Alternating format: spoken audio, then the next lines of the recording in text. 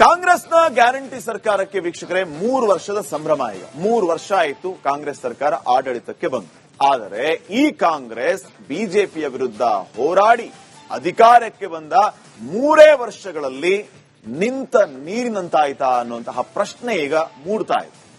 ಅಧಿಕಾರ ಹಂಚಿಕೆ, ಸಂಪುಟ ಪುನರ್ರಚನೆ, ಇದೇ ಬೆಂಕಿಯಲ್ಲಿ ಬೇಯುತ್ತಿರುವ ಕಾಂಗ್ರೆಸ್ ಸರ್ಕಾರ ಒಂದು ಮನೆ 3 ಬಾಗ್ಲಾಯ್ತಾ ಅನ್ನುವಂತ ಪ್ರಶ್ನೆ.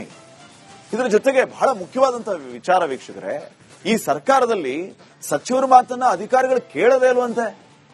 ಸಚಿವರು ಏನೋ ಕೆಲಸ ಹೇಳ್ತಾರೆ, ಅಧಿಕಾರಿಗಳು ಯಾರೇನಲ್ವಂತೆ, ಕೆಲಸನೇ ಮಾಡಲ್ವಂತೆ. ಮಿನಿಸ್ಟರ್ಗಳು ಹೇಳಿದ್ರೆ ಈ ರೀತಿ ಕತೆ ಆದ್ರೆ ಜನಸಾಮಾನ್ಯರ ಕತೆ ಏನು? ಹಿಂಗೆ ನಾವು ಹೇಳ್ತಾ ಇಲ್ಲ, ಈ ಮಾತನ್ನ ಹೇಳ್ತಾ ಇರೋರು ಯಾರು ಗೊತ್ತಾ? ಆಡಳಿತಾರೂಢ ಪಕ್ಷದ ಶಾಸಕರೇ ಹೇಳ್ತಿದಾರ್ರೀ. ಗ್ಯಾರಂಟಿ ಸಾಧನೆ ಜೊತೆಗೆ ವೇದನೆಯೂ ಸೇರ್ಕೊಂಡಿದೆ. ಏನು ಈ ವೇದನೆ ನೋಡ್ಕೊಂಬನ್ನಿ. ಕಾಂಗ್ರೆಸ್ ಬರಲಿದೆ, ಪ್ರಗತಿ ತರಲಿದೆ ಅಂತ ಘೋಷಣೆಗಳನ್ನು ಕೂಗಿ 2023ರಲ್ಲಿ ಪೂರ್ಣ ಬಹುಮತದಿಂದ ಅಧಿಕಾರಕ್ಕೆ ಬಂದಂತಹ ಕಾಂಗ್ರೆಸ್ ಪಕ್ಷ 3 ವರ್ಷಗಳಲ್ಲಿ ಗ್ಯಾರಂಟಿಗಳನ್ನ ಜಾರಿ ಮಾಡುವ ಮೂಲಕ ಅಧಿಕಾರವನ್ನು ನಡೆಸ್ತಾ ಇದೆ.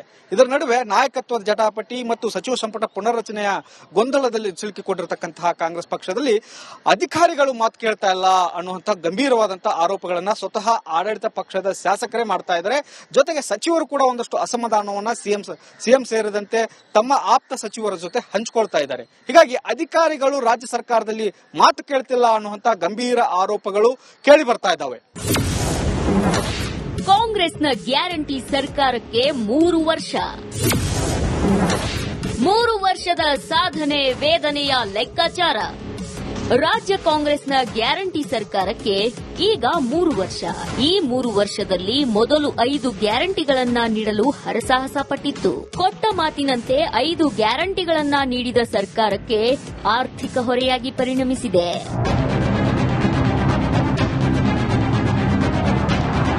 ಸರ್ಕಾರ ಕೊಟ್ಟ ಗ್ಯಾರಂಟಿಗಳನ್ನ ಸರಿದೂಗಿಸಲು ಕ್ಷೇತ್ರಗಳ ಅನುದಾನ, ಮೂಲ ಸೌಕರ್ಯಗಳ ಅಭಿವೃದ್ಧಿಗೆ ಹಣ ಹೊಂದಿಸೋಕೆ ಮೀನಾಮೇಷ ಎಣಿಸ್ತಾ ಇದೆ. ಇದರ ಮಧ್ಯೆ ಮತ್ತೊಂದು ಶಾಕ್ ಎದುರಾಗಿದೆ. ಸಚಿವರ ಮಾತೆ ಕೇಳುತ್ತಿಲ್ವಂತೆ ಆಫೀಸರ್ಸ್. ಸರ್ಕಾರ ವರ್ಸಸ್ ಅಧಿಕಾರಿಗಳ ಕೋಲ್ಡ್ ವಾರ್. ಹೌದು, ಕಾಂಗ್ರೆಸ್ ಸರ್ಕಾರದಲ್ಲಿ ಏನೂ ಸರಿಯಿಲ್ಲ ಅನ್ನೋ ಮಾತನ್ನ ಸ್ವಪಕ್ಷದ ಶಾಸಕರೇ ಹೇಳ್ತಿದ್ದಾರೆ. ಅದರಲ್ಲೂ ಸಚಿವರ ಮಾತನ್ನ ಅಧಿಕಾರಿಗಳು ಕೇಳೋದೇ ಇಲ್ವಂತೆ. ಇದರ ಬಗ್ಗೆ ಕಾಂಗ್ರೆಸ್ ಶಾಸಕರೇ ಹೇಳ್ತಿದ್ದಾರೆ, ಕೇಳಿ. ಪರಿಸ್ಥಿತಿ ಆಗಿದೆ. ಕೆಲವರಿಗೆ ತಾವು ಹಾನೇ ನಡೆದಿದ್ದೇ ದಾರಿ ಅಂತೇಳಿ ಕೆಲವು ಅಧಿಕಾರಿಗಳ ಧೋರಣೆ ಅದೇ ರೀತಿ ಇದೆ. ಇದು ಸಿಎಂ ಡಿಸಿಎಂ ಗಮನಕ್ಕಿಲ್ವಾ ಅಂತ ಸರ್? ಇದೆ, ಅವರು ಕೂಡ ಗೌರವಾನ್ವಿತ ಮುಖ್ಯಮಂತ್ರಿಗಳು ಡಿಸಿಎಂ ಗಮನಕ್ಕೂ ಇದೆ. ಅವರು ಅನೇಕ ಬಾರಿ ಹೇಳಿದ್ದಾರೆ. ಆದರೆ ಕೆಲವರು ಗೊಂದಲ, ಸಚಿವರು ಬದಲಾವಣೆ ಆಗ್ತಾರೆ, ಅವರು ಬದಲಾವಣೆ ಆಗ್ತಾರೆ ಅನ್ನೋ ಗೊಂದಲದಿಂದ ಕೆಲವು ಸ್ಕೀಮ್ಗಳನ್ನ ಯಾವುದೂ ಕೂಡ ಮಾಡ್ತಾ ಇಲ್ಲ, ಹಾಗೆ ಪೆಂಡಿಂಗ್ ಇಟ್ಟಿದ್ದಾರೆ. ಹಿಂಗಾಗಿ ಆಡಳಿತ ಯಂತ್ರ ಕೂಡ ಸ್ಲೋ ಆಗಿದೆ. ಗ್ಯಾರಂಟಿಗಳನ್ನ ನೀಡಿದ ರಾಜ್ಯ ಸರ್ಕಾರ ಹಾಗೋ ಹೀಗೋ 3 ವರ್ಷ ಪೂರೈಸಿದೆ. ಆದರೆ ರಾಜ್ಯ ಕಾಂಗ್ರೆಸ್ ಸರ್ಕಾರದಲ್ಲಿ ಅಧಿಕಾರಿಗಳು ಮಾತು ಕೇಳ್ತಿಲ್ಲ, ಅಸಮಾಧಾನ ಶುರುವಾಗಿದೆ. ಸಚಿವ ಸಂಪುಟ ಪುನರ್ರಚನೆ ಸೇರಿದಂತೆ ನಾಯಕತ್ವದ ಗೊಂದಲ ಮುಂದುವರೆದಿರೋ ಕಾರಣಕ್ಕಾಗಿ ರಾಜ್ಯ ಸರ್ಕಾರದ ಅಧಿಕಾರಿಗಳು ಸಚಿವರ ಮಾತು ಕೇಳ್ತಿಲ್ಲ ಎಂಬ ಅಸಮಾಧಾನ, ಆಕ್ರೋಶ ಹಿರಿಯ ಸಚಿವರೇ ಹೊರಹಾಕ್ತಿದ್ದಾರೆ. ಬದಲಾವಣೆ ಆಯ್ತು, ನಾಯಕತ್ವ ಬದಲಾವಣೆ ಮಾಡ್ತೀವಿ, ಅಗಾರ ಮಾಡಲಿ, ಬೇಡ, ಏನಾದ್ರು ಒಂದು ಆಗ್ಬೇಕಲ್ಲ. ಇಲ್ಲಿನ ಗೊಂದಲದಲ್ಲಿ ಸರ್ಕಾರದಲ್ಲಿ ಕೂಡ ಸರಿಯಾಗಿ ಕೆಲಸ ನಡೆಯೋದಿಲ್ಲ. ಈ ಅಧಿಕಾರಿಗಳು ಬದಲಾವಣೆ ಅವ್ರಿಗೆ ತೂಕೂಡಿಸೋರಿಗೆ ಆಸೆ ಕೊಟ್ಟಂಗೆ ಈ ಗೊಂದಲ ಇರೋದ್ರಿಂದ. ಸೊ ಅದರಿಂದ ಸರ್ಕಾರ ಹೆಚ್ಚು ಸಕ್ರಿಯವಾಗಿ ಕೆಲಸ ಮಾಡಬೇಕು ಅಂದ್ರೆ ಕೇಂದ್ರದ ಕಾಂಗ್ರೆಸ್ನ ಹೈಕಮಾಂಡ್ ಈ ಗೊಂದಲವನ್ನ ಜಾಗ್ರತೆ ನಿವಾರಣೆ ಮಾಡಬೇಕು ಅಂತಕ್ಕಂಥ ಒತ್ತಾಯ ನಂದು ಮೊದಲಿಂದ ಇವತ್ತು. ಇನ್ನು ಅಧಿಕಾರಿಗಳು ಸಚಿವರ ಮಾತು ಕೇಳ್ತಿಲ್ಲ ಎಂಬ ವಿಚಾರಕ್ಕೆ ಮೂಲ ಕಾರಣವೇ ನಾಯಕತ್ವದ ಜಟಾಪಟಿ. ಕಳೆದ 2.5 ವರ್ಷಕ್ಕೆ ಸಿಎಂ ಬದಲಾವಣೆ ಆಗ್ತಾರೆ ಎಂಬ ಚರ್ಚೆ ಶುರುವಾಗಿತ್ತು. ಆ ಚರ್ಚೆ ಈಗಲೂ ಕೂಡ ಮುಂದುವರೆದಿದೆ. ಇದರ ಜೊತೆಗೆ ಸಚಿವ ಸಂಪುಟ ಪುನರ್ರಚನೆ ಕೂಡ ಆಗುತ್ತೆ ಎಂಬ ಚರ್ಚೆಗಳು ಗಂಭೀರವಾಗಿ ನಡೀತಾ ಇವೆ. ಈ ಬಗ್ಗೆ ಮಾತು ಕೇಳದ ಅಧಿಕಾರಿಗಳ ವಿರುದ್ಧ ಸಚಿವರು ಕ್ರಮ ತೆಗೆದುಕೊಳ್ಳಲಿ ಅಂತ ಕಾಂಗ್ರೆಸ್ ಶಾಸಕ ಅಶೋಕ್ ಪಟ್ಟಣ್ ಆಗ್ರಹಿಸಿದ್ದಾರೆ. ಮಂತ್ರಿಗಳು ಅಧಿಕಾರಿಗಳು ಕೇಳ್ತಾರೆ ಅಂತ ಹೇಳಿದ್ರೆ ಅವ್ರದ್ದು ಇನ್ಎಫೆಕ್ಟಿವ್ ಆಗ್ತಾ, ಇನ್ಎಫಿಷಿಯಂಟ್ ಅಂತ ಆಗುತ್ತೆ. ಮಂತ್ರಿಗಳಾಗಿರೋರು ನಮ್ಮ ಅಧಿಕಾರಿಗಳು ನಮ್ಮ ಮಾತು ಕೇಳಲ್ಲ ಅಂತ ಹೇಳೋದು ಬಹಳ ಶೋಚನೀಯ ಪರಿಸ್ಥಿತಿ. ಆ ಥರ ಹೇಳಬಾರ್ದು. ಧೈರ್ಯವಾಗಿ ಕೆಲಸ ಮಾಡಿ, ನಾವು ಹೇಳ್ದಂಗೆ ಕೇಳ್ಕೊಂಡ್ರೆ ನಾಳೆ ಇರ್ತೀವೋ ಬಿಡ್ತೀವೋ ಗೊತ್ತಿಲ್ಲ. ನಾನೀಗ ಮಿನಿಸ್ಟ್ರು, ನಾನು ಹೇಳ್ದಂಗೆ ನೀವು ಕೇಳಬೇಕು ಅಂತ ಹೇಳಿ ಮಾಡ್ಬೇಕಪ್ಪ, ಆವಾಗ ಕರೆಕ್ಟ್ ಆಗ್ತದೆ. ಕೇಳದಿಲ್ಲ ಅಂದ್ರೆ ಪನಿಷ್ ಮಾಡಬಹುದಾ ಸರ್? ಮಾಡ್ಬೋದು. ಎಲ್ಲರೂ ಪನಿಷ್ ಮಾಡೋ ಅಧಿಕಾರ ಮಿನಿಸ್ಟರ್ ಇದೆಯಲ್ಲ. ಮಾತು ಕೇಳ್ದಾಗ ಪನಿಷ್ ಮಾಡೇ ಮಾಡ್ತಾರೆ. ಪನಿಷ್ ಮಾಡಕ್ಕೆ ಯಾಕೆ ಅಧಿಕಾರ ಇಲ್ಲ? ನಾವು ಆಡಳಿತ ಪಕ್ಷಕ್ಕಿದ್ದು ನಮ್ಮ ಮಂತ್ರಿಗಳಾಗಿ ನಮ್ಮ ಮಾತು ಕೇಳಿಲ್ಲ ಅಂತಂದ್ರೆ ಪನಿಷ್ ಮಾಡ್ತಾರೆ. ಮುಲ್ಲ ಇದೆ, ಸಸ್ಪೆಂಡಾರ ಮಾಡಬೇಕು, ಇಲ್ಲ ಲೀವ್ ಮೇಲಾರ ಕಳಿಸ್ಬೇಕು, ಇಲ್ಲ ಬೇರೆ ಕಡೆ ವರ್ಗಾವಣೆ ಮಾಡಬೇಕು, ಏನೋ ಮಾಡ್ಬೋದು. ಬೇಕಾದಷ್ಟು ಚಾನ್ಸಸ್ ಇದೆ ಬೇರೆ ಬೇರೆ ತರ ಅವ್ರಿಗೆ ಪನಿಷ್ ಮಾಡಕ್ಕೆ.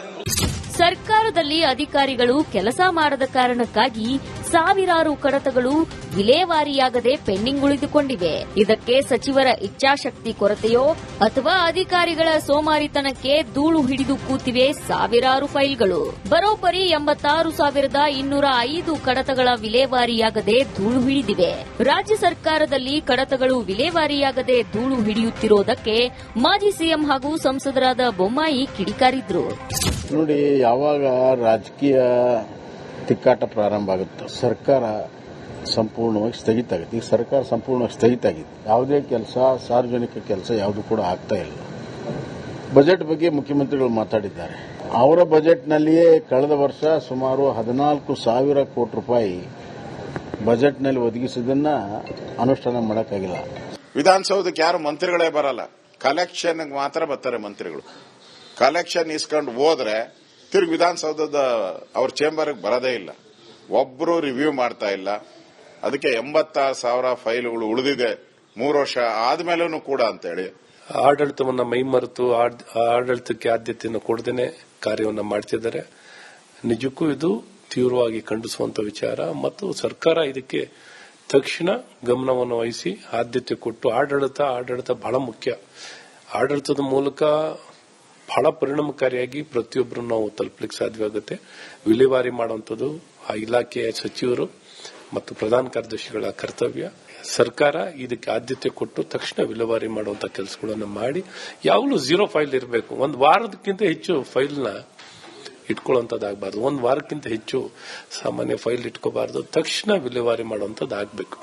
ನಾಯಕತ್ವ ಜಟಾಪಟಿ ಕಾರಣದಿಂದ ನೆನೆಗುದಿಗೆ ಬಿದ್ದಿರೋ ಸಚಿವ ಸಂಪುಟ ಪುನರ್ರಚನೆ ಈ ತಿಂಗಳಾಗುತ್ತೆ, ಮುಂದಿನ ತಿಂಗಳಾಗುತ್ತೆ ಎಂಬ ಚರ್ಚೆಗಳು 6 ತಿಂಗಳಿಂದ ನಡೀತಾನೆ ಇವೆ. ಹೀಗಾಗಿ ಅಂದಿನಿಂದ ಸಮರ್ಪಕವಾಗಿ ಕಡತಗಳ ವಿಲೇವಾರಿ ಹಾಗೂ ರಾಜ್ಯದ ಅಭಿವೃದ್ಧಿ ವಿಚಾರವಾಗಿ ಯಾವುದೇ ಮಹತ್ವದ ನಿರ್ಧಾರಗಳು ಆಗ್ತಿಲ್ಲ. ಇದಷ್ಟೇ ಅಲ್ಲದೆ ಕಳೆದ ಮಾರ್ಚ್ನಲ್ಲಿ ನಡೆದ ಬಜೆಟ್ ಅಧಿವೇಶನದ ವೇಳೆ ಸ್ವತಃ ವಿಧಾನಸಭೆ ಸ್ಪೀಕರ್ ಯುಟಿ ಖಾದರ್ ಅಸಮಾಧಾನ ಹೊರಹಾಕಿದ್ರು. ಇವತ್ತು ಸಂಬಂಧಪಟ್ಟ ಮಂತ್ರಿಗಳು ಮತ್ತು ಸೆಕ್ರೆಟರಿಗಳು ಬಂದು ಕೂತ್ಕೊಂಡು ಏನು ಸಮಸ್ಯೆ ಯಾಕೆ ಆಗಿದೆ ಕೊಡ್ತಂದು ಹೇಳೋ ತನಕ ಕೂಡ ನಾನು ಸದನ ನಡೆಸುವುದಿಲ್ಲ, ನಾನು ಅಜೆಂಡ್ ಮಾಡ್ತೀನಿ.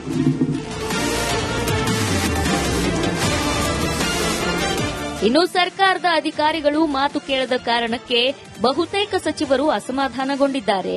ಸಂಪುಟ ಪುನರ್ರಚನೆ ವೇಳೆ ಕೈ ಬಿಡಬಹುದು ಎಂಬ ಸಚಿವರ ಅಧಿಕಾರಿಗಳಂತೂ ಯಾವುದೇ ಕೆಲಸಗಳನ್ನ ಮಾಡ್ತಿಲ್ಲ. ಇದರ ಜೊತೆಗೆ ಸಂಪುಟದಲ್ಲಿ ಹಿರಿಯ ಸಚಿವರು ಕೂಡ ತಮ್ಮ ಆಪ್ತರ ಬಳಿ ಆಕ್ರೋಶ ಹೊರಹಾಕ್ತಿದ್ದಾರೆ. ಅಧಿಕಾರಿಗಳು ಮಾತು ಕೇಳದ ಕಾರಣಕ್ಕೆ ಬೇಸರ ವ್ಯಕ್ತಪಡಿಸಿದ್ದಾರೆ. ಸರ್ಕಾರದಲ್ಲಿ ಈ ತರದ ತೊಂದರೆಯಿಂದ ಅಧಿಕಾರಿಗಳು ಕೆಲಸ ಮಾಡ್ತಿಲ್ಲ ಹಾಗೇನಿಲ್ಲ. ಮಾಡಿಸ್ಕೊಳ್ಳೋಂತ ಶೈಲಿ ಅದೆಲ್ಲ ನಿಮ್ ಕಡೆ ಇರಬೇಕದು. ಕೆಲಸ ಮಾಡಿಸ್ಕೋಬೇಕು ಅವ್ರ ಕಡೆಯಿಂದ. ನೀವು ಆಯ್ತಪ್ಪ, ಅಧಿಕಾರಿಗಳ ಮಾತು ಕೇಳದೆ ಇದ್ರೆ ಗ್ಯಾರಂಟಿಗಳು ಹೆಂಗ್ ಹೋಗ್ತಿದ್ವು ಜನರಿಗೆ? ಇತ್ತೀಚೆಗೆ ಬದಲಾವಣೆ ಆಗುತ್ತೆ. ಯಾವ್ದು ಬದಲಾವಣೆ ಇಲ್ಲ, ಏನಿಲ್ಲ. ಅದು ನಮ್ಮ ಆಂತರಿಕ ಪಕ್ಷದ ಸರ್ಕಾರದ ಒಂದು ತೀರ್ಮಾನಗಳು ಇರ್ತವೆ. ಅದಕ್ಕೆ ನೀವ್ಯಾಕೆ ತಲೆ ಬಿಸಿ ಮಾಡ್ಕೊಳ್ತಾ ಇದ್ದೀರಿ? ಆಯ್ತಪ್ಪ, ನಿಮ್ಮ ಪಕ್ಷದಲ್ಲಿ ಏನಿದೆ? ನಿಮ್ಮ ಪಕ್ಷದಲ್ಲಿ ಒಗ್ಗಟ್ಟಾಗಿದ್ದೀರಾ? ನಿಮ್ಮ ತಟ್ಟೆಯಲ್ಲಿ ಹೆಗ್ಗಣ ಬಿದ್ದಿದೆ. ನಮ್ಮಲ್ಲಂತೂ ಏನೂ ಇಲ್ಲ. ಅದು ಸರಿಪಡಿಸ್ಕೋಬೇಕಲ್ಲ. ಮಾಡಿದಿರ? ಅದು ನಿಮ್ಮಲ್ಲಿ ಎಷ್ಟು ಗುಂಪುಗಳಿದ್ದಾವೆ? ಉತ್ತರ ಕೊಟ್ಟು ಜನರಿಗೆ. ಅದೆಲ್ಲ ವರಿಷ್ಠರ ತೀರ್ಮಾನ. ಮಾನ್ಯ ಮುಖ್ಯಮಂತ್ರಿಗಳ ಒಂದು ಪರಮಾಧಿಕಾರ ಇದೆ. ಅದು ಏನಾಗುತ್ತೆ ಆಗುತ್ತೆ, ನಮಗೆ ಬಿಟ್ಟಿದ್ದು. ನಾವೇನೋ ಮಾಡ್ಕೋತೇವೆ ಅಡ್ಜಸ್ಟ್ಮೆಂಟ್. ನಿಮ್ಗೇನ್ ಮಾಡೋದಪ್ಪ? ನಿಮ್ಗೇನ್ ಸಂಬಂಧ ಇದೆ? ನೀವೇನ್ ಮಾಡ್ತಾ ಇದ್ದೀರಿ? ಈ ಎಲ್ಲ ಹಿರಿಯ ಸಚಿವರು ಅಧಿಕಾರಿಗಳು ಮಾತು ಕೇಳ್ತಿಲ್ಲ ಎಂಬ ಪ್ರಶ್ನೆಗೆ ಕ್ಯಾಮೆರಾದ ಮುಂದೆ ಅಲ್ಲಗಳೆಯುತ್ತಿದ್ದಾರೆ. ಆದ್ರೆ ಆಫ್ ದಿ ರೆಕಾರ್ಡ್ ಮಾತಾಡಿದ್ರೆ ಅಧಿಕಾರಿಗಳ ವರ್ತನೆಗೆ ಆಕ್ರೋಶ ಹೊರಹಾಕ್ತಿದ್ದಾರೆ. ರಾಜ್ಯ ಸರ್ಕಾರದ ಎಲ್ಲಾ ಸಮಸ್ಯೆ ಗೊತ್ತಿದ್ದು ಕಾಂಗ್ರೆಸ್ ಹೈಕಮಾಂಡ್ ನಾಯಕರು ಮಾತ್ರ ಮೌನಕ್ಕೆ ಜಾರಿದ್ದಾರೆ ಅನ್ನೋ ಆರೋಪ ವ್ಯಕ್ತವಾಗಿದೆ. ಪ್ರಜಾಪ್ರಭುತ್ವದ ಆಶಯ ಅಂದ್ರೇನೆ ರಾಜ್ಯ ಪ್ರಭುತ್ವವನ್ನು ಹೊರಡಿಸಿ ಸಾಮಾನ್ಯ ಪ್ರಜೆಯು ಕೂಡ ಆಡಳಿತವನ್ನು ನಡೆಸಬೇಕು ಅನ್ನುವಂತ ನಿಟ್ಟಿನಲ್ಲಿ ಚುನಾಯಿತರಾಗಿ ಅಧಿಕಾರವನ್ನ ಸರ್ಕಾರ ರಚಿಸ್ತಾ ಇದೆ. ಆದರೆ ಅಧಿಕಾರಿಗಳ ಒಂದಷ್ಟು ವರ್ತನೆ, ಅವರ ಬೇಜವಾಬ್ದಾರಿತನದಿಂದ ಈಗ ಆಡಳಿತ ವ್ಯವಸ್ಥೆ ಒಂದು ರೀತಿಯಲ್ಲಿ ಸ್ಲೋ ಡೌನ್ ಆಗಿದೆ ಅನ್ನುವಂತ ಆರೋಪವನ್ನ ಸ್ವತಃ ಆಡಳಿತ ಪಕ್ಷದ ಶಾಸಕರೇ ಮಾಡ್ತಾ ಇರತಕ್ಕಂಥದ್ದು. ಇದನ್ನ ಬಗೆಹರಿಸಿ ಅಂತ ಸಾಕಷ್ಟು ಬಾರಿ ಕಾಂಗ್ರೆಸ್ ಹೈಕಮಾಂಡ್ ಗಮನಕ್ಕೆ ತೆಗೆದುಕೊಂಡು ಬಂದರೂ ಕೂಡ ಕಾಂಗ್ರೆಸ್ ಹೈಕಮಾಂಡ್ ಜಾಣ ಮೌನಕ್ಕೆ ವಹಿಸಿರ್ತಕ್ಕಂಥದ್ದು ಸಾಕಷ್ಟು ಆಕ್ರೋಶಕ್ಕೆ ಗುರಿ ಆಗ್ತಾ ಇದೆ. ಇನ್ನಾದ್ರೂ ಕಾಂಗ್ರೆಸ್ ಹೈಕಮಾಂಡ್ ರಾಜ್ಯ ಆಡಳಿತಕ್ಕೆ ವೇಗ ಕೊಡುವಂತ ಕೆಲಸವನ್ನ ಮಾಡುತ್ತಾ ಅಧಿಕಾರ ಹಂಚಿಕೆ ಮತ್ತು ಸಚಿವ ಸಂಪುಟ ಪುನರ್ರಚನೆಯನ್ನ ಆದಷ್ಟು ಬೇಗ ಬಗೆಹರಿಸುತ್ತಾ ಅನ್ನೋದನ್ನ ಕಾದು ನೋಡಬೇಕಾಗಿದೆ.